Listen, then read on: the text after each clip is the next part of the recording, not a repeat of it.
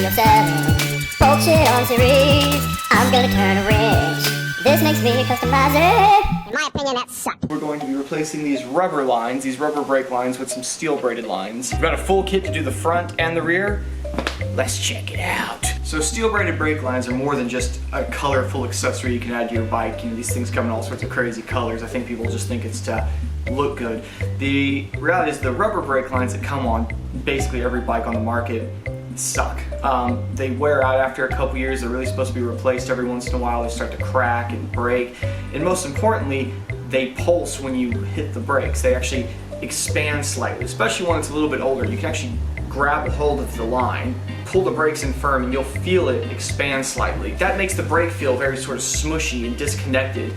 When you apply the brakes or push down with the foot pedal, the translation of what's actually happening is almost slightly delayed, and then it kind of has this wave of like not there, then kind of spikes back up. It's not consistent. A steel braided line won't expand. It's just going to give way more direct brake feel and sort of increase the performance there for a bit as well.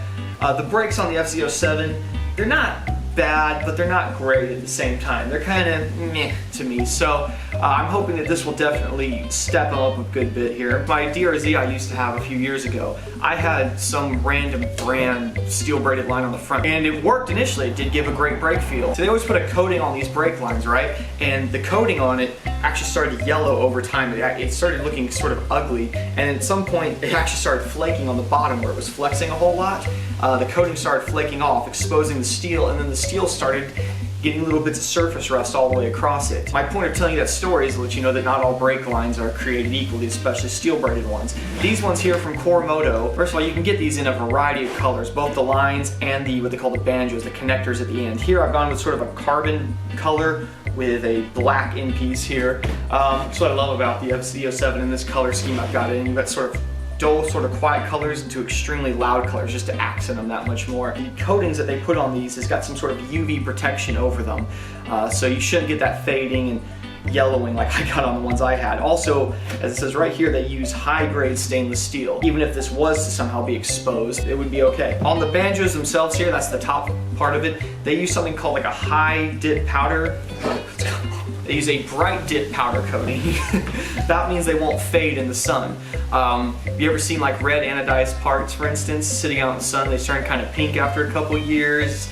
Golds kind of become a weird yellow. Everything starts to look really funny after a while, so they're saying that shouldn't happen with these. They're made right here in the US of A, lifetime warranty. The thing that I love about products that come with a lifetime warranty is you know you're not going to have to use that warranty. If they're willing to put a warranty like that on it, they're going to be fine. You're not going to have to worry about it. This will be the last brake line you'll ever have to mess with on your bike. Coroto did hook me up with this set. I'm not being paid to say anything nice though about them, so if they suck I'll tell you, but they're pretty good. I actually bought a set for my WR just recently, and we'll also need some .4 brake fluid. Let's get to it. The rear master cylinder brake reservoir has this sort of cap here on it like this. This keeps the lid from coming off, but unfortunately it's directly in the way. It's also what has the threaded nut piece, and this would just be sort of hanging, which would get kind of annoying. So temporarily I'm going to try to put this on in a different direction. We just got it sort of straight down now. I'm just going to sort of hand thread this back on for right now. I want to look in here really good and try to get an idea of how the brake lines are routed, the clips they're going through, and the way that it's situated now with the OEM line, because you're going to have to match that, of course, to the other one, and sometimes it won't be as apparent as you think it will be. So pay good attention to that. We'll use our new studio light. Let's go check this out. The line does a little loop around behind the back here, goes through a small clip right there, this loop right here, then to the caliber itself. There's a 4mm Allen bolt right here. I'm going to go and remove it, hold sort of a clip down, sort of spread that, and that'll come right off. Just a little pinchy grab piece there, that's what it's called. We really want to try to get as much brake fluid out of this old system before we take it off so it doesn't leak everywhere. Brake fluid, of course, is extremely corrosive and will destroy the paint on anything it got on. That's why you do want to have some rags and some good solvent, brake cleaner, carb cleaner, something on hand to just be ready to spray and wipe it down. It's not a huge deal if it spills on something, you just need to get it up quickly. Kind of pump it down a few times, hold it firm, come up to this, and we're going to crack it open here. There it goes, and we just squirted it, and we'll shut it. Okay, pump it again, pump, pump, pump, hold down, open. See, and it squirts, you shut it while it's still down, and then you pump it some more.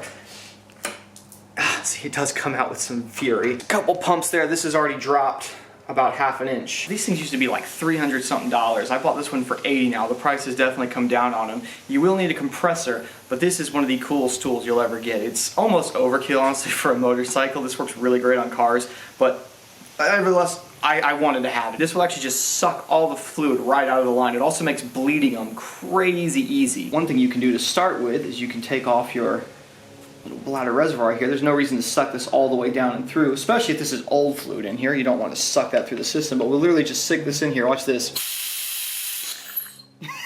It's already empty. Crack this back open here, and then just turn the machine on. That looks pretty good. Still got some sort of rags stuffed down kind of right around here to collect any fluids. A 12mm right here.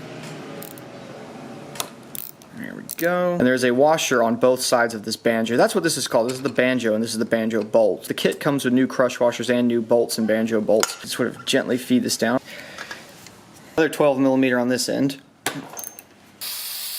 And you can kind of wipe down the surface. I do see a few small drops. Old brake line right here. And our new brake line right here. You'll actually might have to twist these ends a little bit to get them the way you want them. Bring this around and we can see when we get to this end, it's just a little bit off. So to twist them, they actually tell you to use 2 plastic pencils. The reason you don't want to use a screwdriver is because you can mar the ends. These pins are specifically designed though for twisting brake lines like this. You can get these at Nickeltown Customs. I'll just give it just a little twist. There we go. Sort of test fit this, stick it on there and make sure everything's lining up properly. Just want to kind of look through the line, make sure it's not binded anywhere. You know, don't accept if it's bent or kinked or something. You've got something wrong. You might just need to go take it off again and twist it.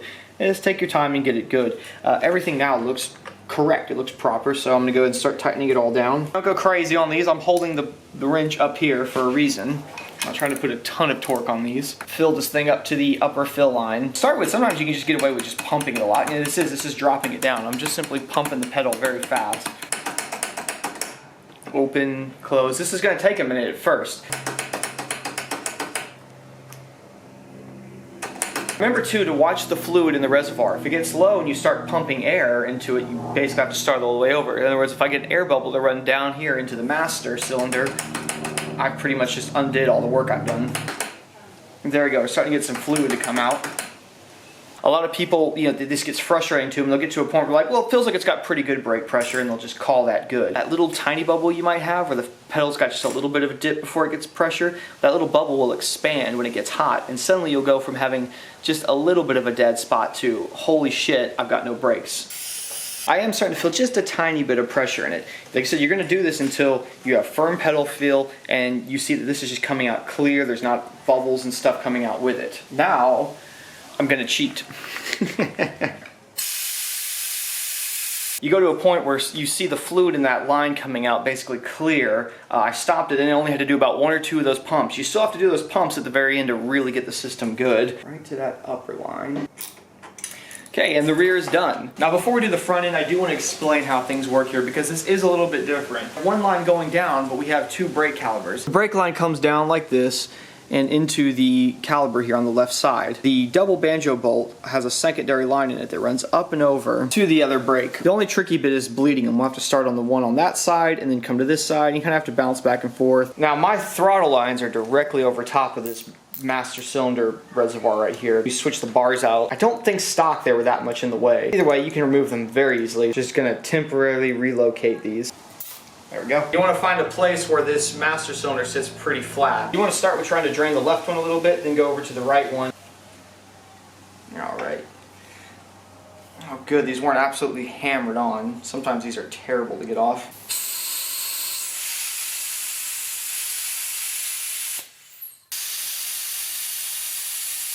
These are big 6mm Allen bolts on here. Start fitting this down. This has got various sort of clips and things that hold it in place. 10mm bolt right here you have to remove for a clip. Come around like this. 5mm Allen clip right here. Alright. Same method as before, we need to make our brake lines correct. We're going to do a crush washer on either side here. We'll just lightly thread this in. These steel braided lines are a bit smaller than the big heavy rubber ones, so they do these grommets are not only good just for vibration and shock protection and to protect the line, but it lets it connect into everything properly, otherwise they just wouldn't fit. I've actually seen plenty of brake lines, steel braided lines like that don't come with these things, and people try to hook them into the little connectors and they rattle around, they don't really work. I mean, this is designed to actually secure the line so it doesn't move with the suspension at this point. Like on the dirt bike I have over there, for instance, the whole line travels. So it's very important that the manufacturer pays attention to that and builds these properly, in which case Coroto here has done that. These OEM pieces just slot in there just perfectly. Remember, the one coming down from the master cylinder stays on the outside. I'm going to start with putting a crush washer in there. Crush washer to go between the two brake lines, and then one more. It's a little bit fuddly trying to get all this together.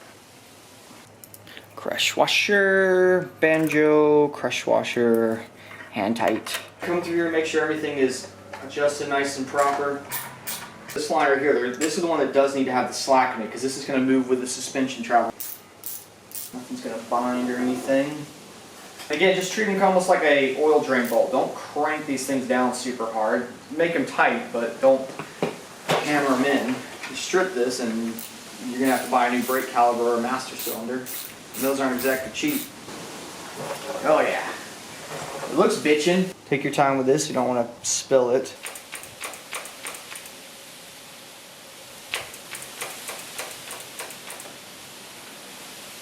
I like to show you how to do these things the easy, minimalist tool way, but I'm going to use my tools now.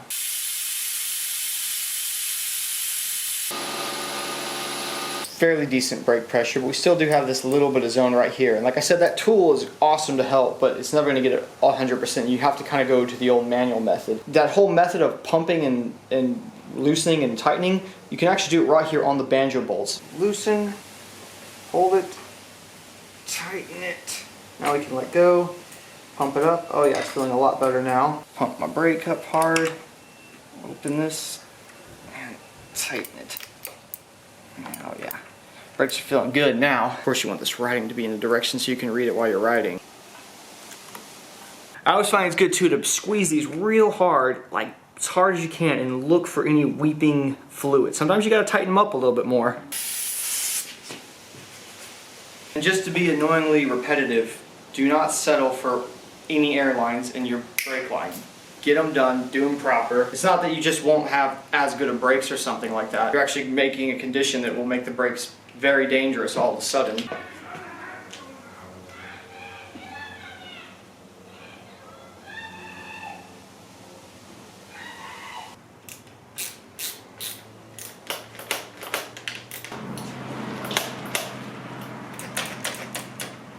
Of course, they look really cool on there.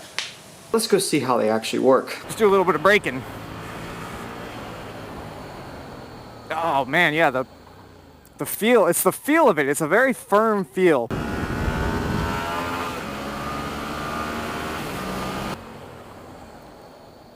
With a rubber line, if you smash it hard, it's almost like if this was like braking performance, you'd almost have like this dip to a spike and then it sort of normals out, right?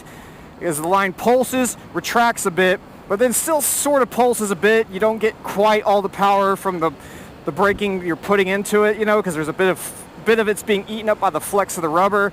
And with the steel braided line, that's just not going to happen. You hammer on the brakes and it's just consistent, very, very consistent amount of brake feel. Well, I think it feels real good. There's just one thing left to do now. Moto, thank you for your brake lines, making my bike stop faster. It made this sticker a little easier though. Moto. Yeah, where's my thumb? Yeah. Where the fuck is the sticker? Whoops, okay, I put it there.